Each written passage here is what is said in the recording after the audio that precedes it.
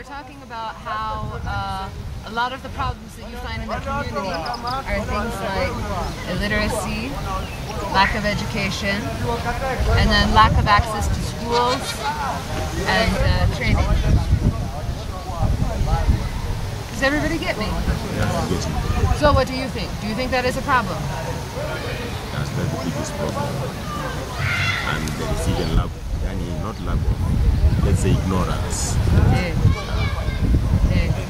It's one of the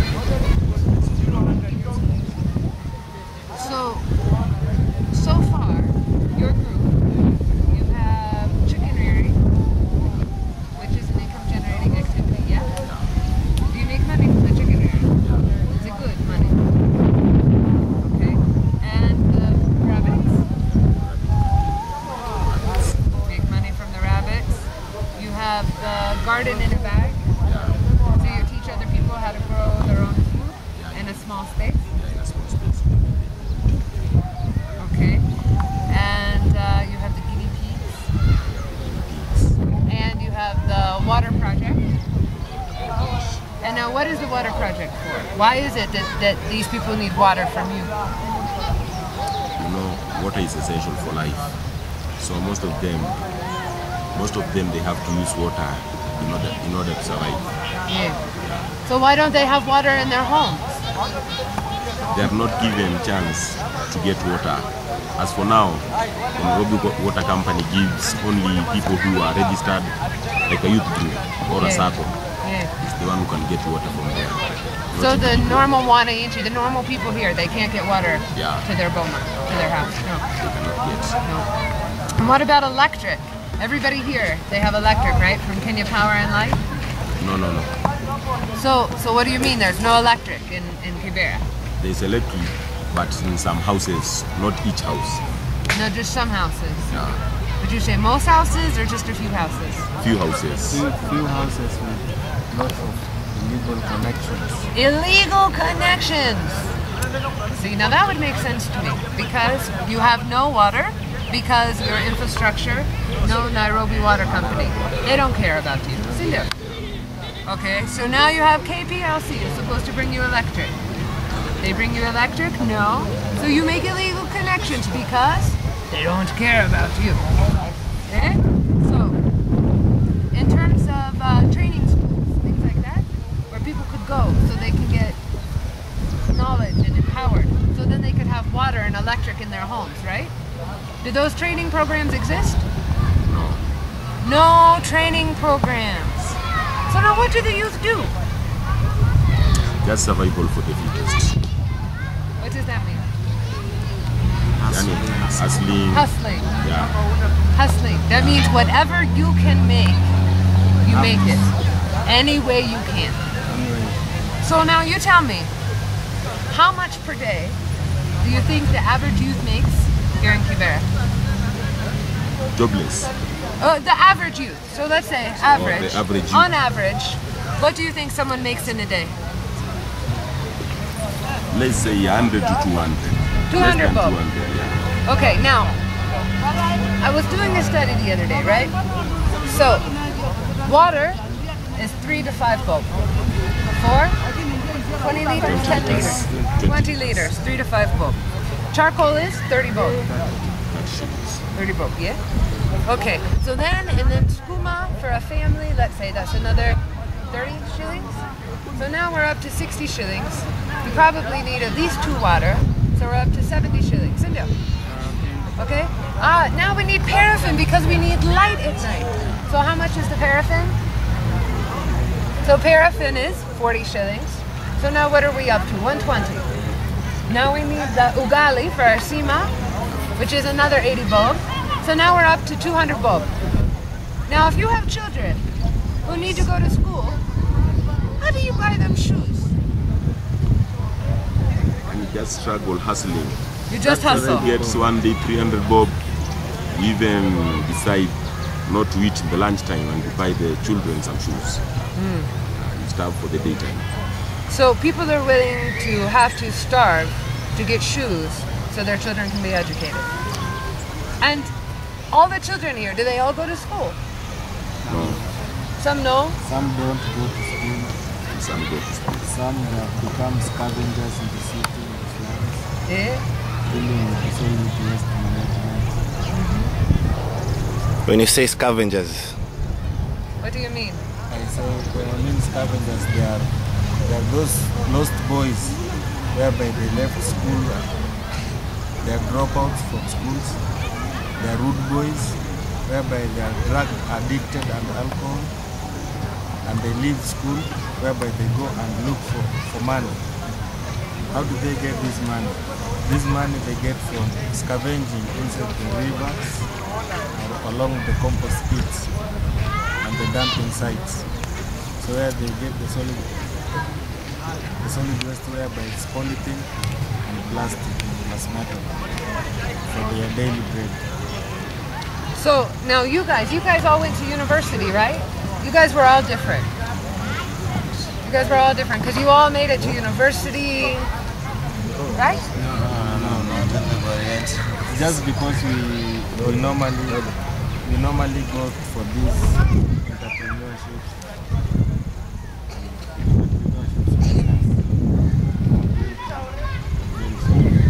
So workshops and trainings help to empower people.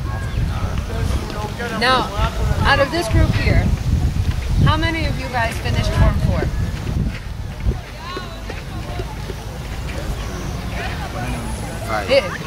Of you ones here, did you finish Form 4? I didn't. Did you? Did you? Did you? Yes? No. So you're telling me, now, if you didn't finish Form 4, how do you get a job?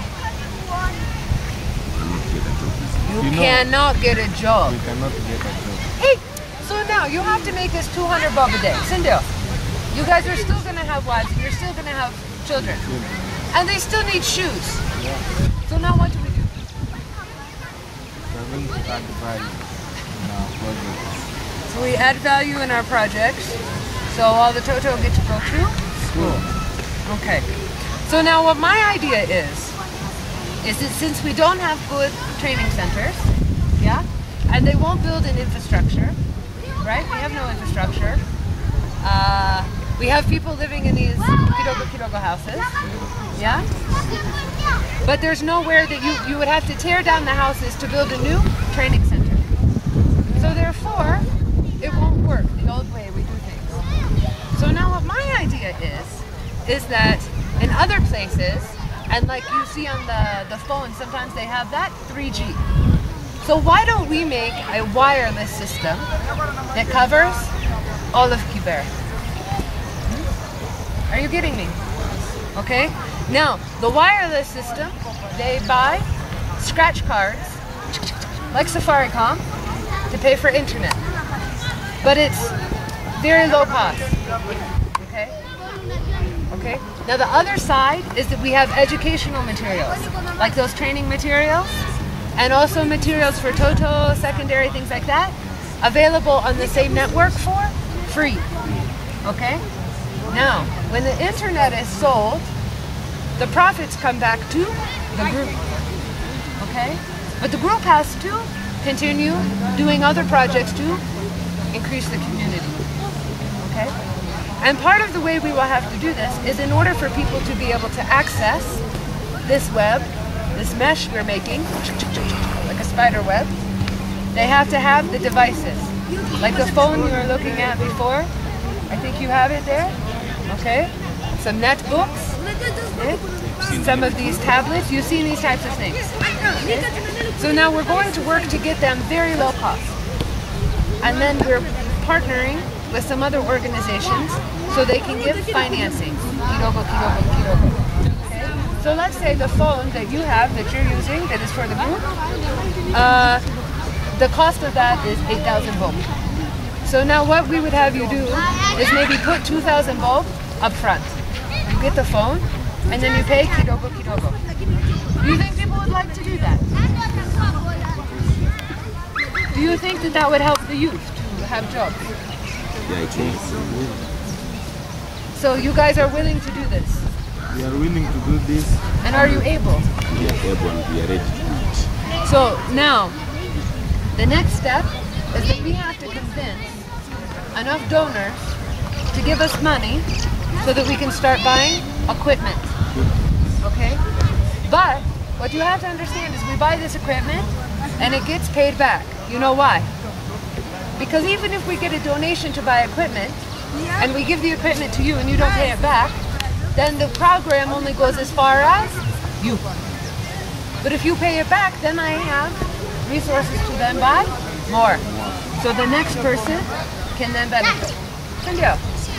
So now my question to you, 2 questions. Okay? One, can we organize enough youth so that we can talk about the launch and see if they get excited? Let's say, I don't know, magic number, at least 1,000, maybe 2,000. Do you think you guys could organize that many people to come to a launch? You can do that. You can do that. You can do that. Okay? And now on top of that, once we get the devices and we're able to give them on loan payments, do you think that we could maybe get them in the hands of thousands of people here if they can pay them kidogo kidogo? You think people would be willing to do that? Yeah. Let's say, you know, they have a device for education that costs 8,000 bob. We have the mama and baba, they put down deposit, 2,000 bob, and then pay 1,000 bob per month. Do you think that they would be willing to invest in that for their toto? People would buy that for their children. People don't buy. Just buy. That's even the cheapest way. But see, how much do they spend now on textbooks? A lot of money. A lot of money on textbooks. What if we could make all the textbooks go onto these small devices? So the children, instead of having many books, they have this small device with their textbook on it. Do you think that would save the parents money? Really save. Because you think about it, this one piece of device can last a child a long time, whereas the one little book only lasts per term, per term, per term. This way, anything you want. So, anything, anyway. In Nairobi, is there a place you can go and you can buy, let's say, a computer? Loan. There is no. Is there a place you can go? No loans for phones, no loans. How much is the price of a computer in Nairobi? The price. How many people in Kibera can afford to pay 2,000? 20,000 up front. You have it? Oh, you'll be my friend. Come on, eh? How many people can afford? You can't afford. But if they were to pay in installments, would they want to get? They will get, and they'll be interested in getting. So that would mean you'd have Kibera as one of the high-tech places in Nairobi